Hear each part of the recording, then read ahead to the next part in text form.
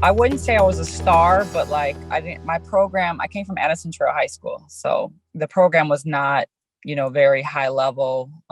We weren't very good. So I kind of stood out like as the best player. And so at the time, one of my coaches, her name is Melanie Earhart, who actually went to DePaul, played for Doug Bruno. And so Melanie actually told Doug about me, like, hey, we do have this player, she's a shooter, 3-point shooter, like can shoot lights out, not the best at anything else, but can shoot.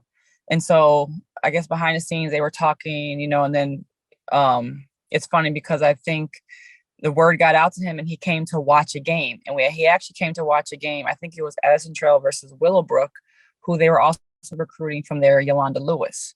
So he went to that game. And I just remember from like being told, Doug went back to Lisa Rakebush at the time and said, what did you have me go watch? Like horrible basketball, like it just wasn't probably what he was used to, what caliber players he's starting to, look at. So I thought that was funny, but he came and watched me. And I just think I didn't have a lot of schools after me. I think I may have one other university that was interested in me, Fordham, I think. And that was just like a letter that I got in the mail. It was nothing more than that. And so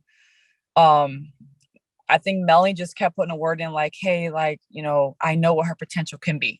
Did I per se know what my, potential was going to be or what I was going to become or what I did? No clue. I just like to play basketball. I like to shoot. Basically, that was it.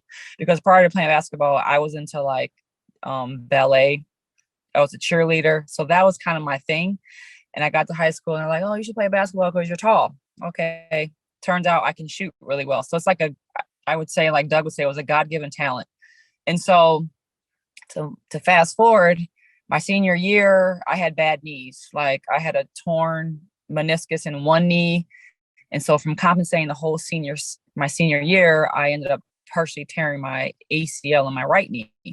So now I got Doug kind of recruiting me, talking to me once that was able to happen and, asking me all these questions. And his voice was very like, I was like kind of set back and scared by it. I'm like, oh, it's intimidating, but because it was like the only school that really showed me interest, I kind of was like overwhelmed, like, oh my God, it's DePaul, it's downtown, it's still close to home.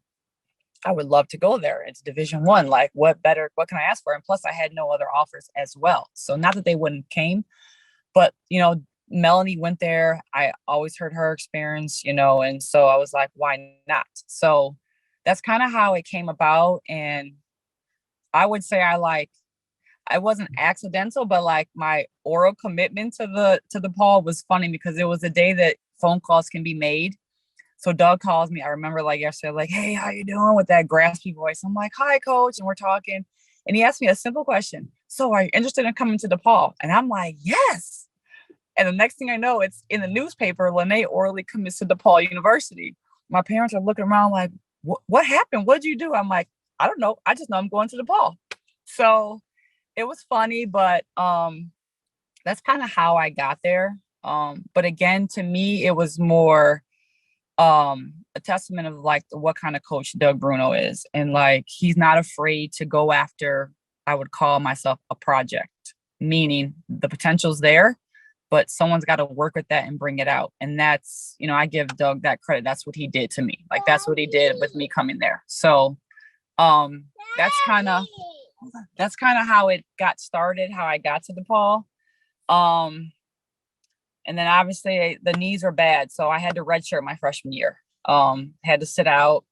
So had double knee surgery. So it was a very rough start to the career at DePaul. But again, Doug brings out the best. That's just what he does. And, as you can see, we fast forward my college career at DePaul, what happened, how I got drafted, played 15 years in Europe. I mean, and a lot of that credit. I mean, I had to put in the work, but I wouldn't know how to put that work in or what to do if it wasn't for Doug. So that's kind of in a nutshell how it went about.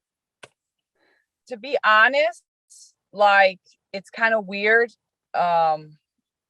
because I was playing, but then it's like I kept getting better and better and better. And I was just like, Doug was on me like, hey, like you got college, you got, pro pro scouts trying to, you could be potentially drafted to the WNBA. So I don't think I really got serious with basketball until my junior year of college.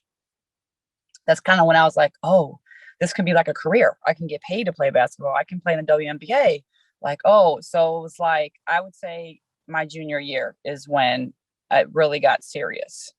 Yes, it flips. Like now I'm at DePaul. I'm a freshman. I redshirted, gained the freshman probably 30.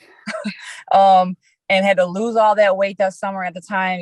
Doug Bruno camps, we were there in the summer, working all summer, working out, playing, had to get all that weight off me, get in shape. And it was an eye opener, because going down there and like, I didn't know what I was getting myself into. I remember like the first skill workout I had, it was at the old Alumni building, Alumni Hall. And he's like, bust out 2 dribbles, jump stop, front pivot.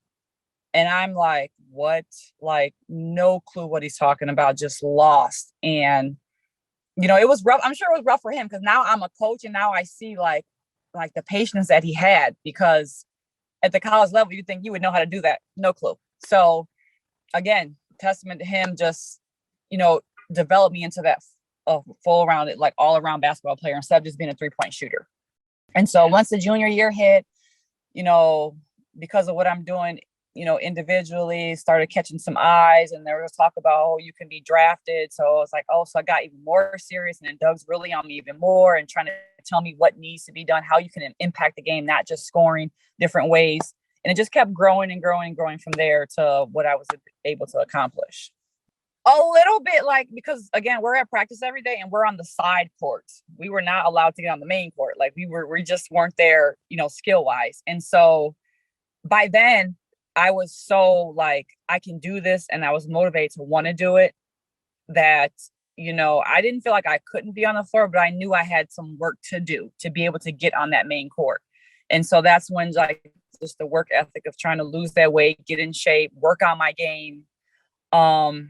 So that the next year when I'm clear to play or whatever, I can be not only a part of the program, but be an impact.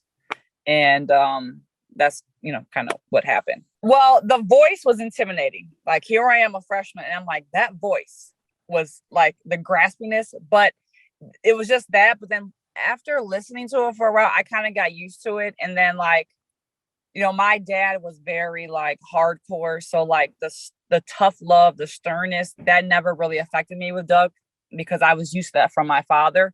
So like I was able to take his toughness, or like how he can really get on you. And the best thing about it is that it was never personal. Like I could be in a practice and Doug was on me the whole practice, yelling at me. And here I am, I'm thinking like he's going to be mad at me or he's going to have attitude. And he's cracking jokes before practice even ends. And we're like, come on, Lenae, you could do it. Like, so it was like that. It was like attracted me to be like, this coach really just cares about me as an individual and as a player getting better. And it's nothing personal. And he's going to get on because he sees it. I heard like if a coach stays on you, they're on you for a reason. The moment they stop, that's when you have something to worry about. Mm-hmm. And so Doug was just always on me, just trying to get the best out of me, pushing me. And even though at times it was hard and I wanted to fight against it and rebel, he did his job.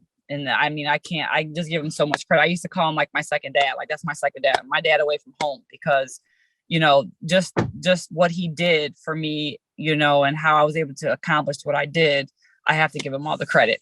Yeah. And so just seeing him coach and what he's been able to accomplish like that, all that just kind of like drew me in to wanting to play for him and be a part of that program.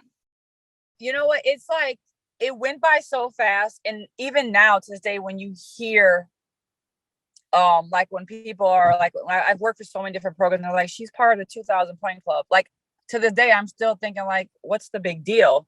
But then like when my husband, because he played basketball well, he's like, when you think about that, he's like, do you know how many points that is or what you had to average? And it's like, it's still, I guess because I did it, I stood on the like, oh, is it really that hard? I'm thinking like, is it that hard? I don't know. It's like, so it's definitely like surreal. Like I never would have thought that I did that, or at the time didn't even know I was doing that. I was just playing basketball, and so it to this day, I'm still like, wow, I really scored over 2000 points. Like, Jesus, that is like a big accomplishment. And like, because like my brother just graduated college and he just did 1,000 points. I'm sitting there thinking, and I did 1,000 more.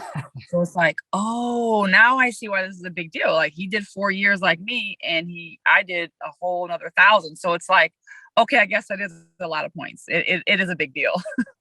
I got drafted to the Detroit Shock in the second round, second pick. I played a full year there, and then we didn't do well. And Greg Williams, at the coach, is the one who recruited me. He got let go, and so that's when Bill Lambier came in, and he like revamped the whole team. So we all got sent out. Then I kind of bounced around, got sent to Phoenix, and then was in Indiana for a brief second, Charlotte, and then just ended up starting to go over to Europe. And after a while, like because the WNBA wasn't really panning out, the Europe was like more like, oh, okay, I can really do this, 6 months out the country, play ball, come home in my summers. And every year I was like doing well, kept getting offers to come back or a different country, more money. And it became, next thing I know, look like the next 13, 14 years of my life. That's what I did. I had no intentions of coaching while I was playing. When I was playing, it was just like, that's all I cared about. Like, I wasn't worried about, am I ever going to start a family? Am I ever going to get married? Like, it was just ball. And then I had to start thinking like, okay, well, basketball is going to come to an end. So what is going to be life after basketball? And that would be the only thing I would say that I regret that I didn't focus more on or pay attention to, like, what am I going to do after basketball? Because it's just like, I was just living in the now, and, eventually it's going to end. And I think I played longer than most probably females. I think I played till I was like 35, which is long, pretty long, especially with the 4 knee surgeries I had to last that long. Is pretty impressive. And so I think 34, 35 is when I stopped, or maybe 32, one of those years, as I stopped. And after that, I didn't even get into coaching. I was working different companies. And then when I went back to my old high school and started working in the building, that's when the coaching opportunity presented itself. And I was coaching at Addison Trail, where I went. So I coached there for 5 years. And then just recently I was offered the position at Fenwick High School in Oak Park because Coach Powers is going to be retiring. So I was offered that position to take over the program after he retires after this year. So, right now I'm the assistant this year. And then after this year, I'm going to be taking over that program. And I'm still like, I love to coach now because I feel like the knowledge that I've had and gained, I love being able to, give it back to these girls who some of them have the same dreams that I did and want to do. And it's like to be able to help them get that, because I know what it takes and what's needed kind of is what drives me. And then the competitive nature of just wanting to coach, wanting to win games. And, it's kind of just drawn me in more and more. So now, yeah, I'll be, head varsity coach at Fenwick High School, and kind of see what this journey is for it translating from player to now a coach. Okay, the knock on me was like, oh, she doesn't play the best defense. She can't play defense. I could play defense. I just chose not to play defense. And now coaching, I'm like, oh, this is what Doug was talking about. Like, you got to play defense. You got to guard. And it's like, I'm barking and yelling at my girls. And it's like, it's funny to me because I'm like, I didn't even play defense. And it's like, I'm demanding what I didn't do. But it's like, now I understand. So I'm always thinking about him. I'm even using his quotes and things that he says. And now it's like all coming back to like, oh, this is what Doug was talking about. This is what he meant. And this is what's needed. So definitely like a definite inspiration in what I'm constantly thinking about now as I coach and moving forward.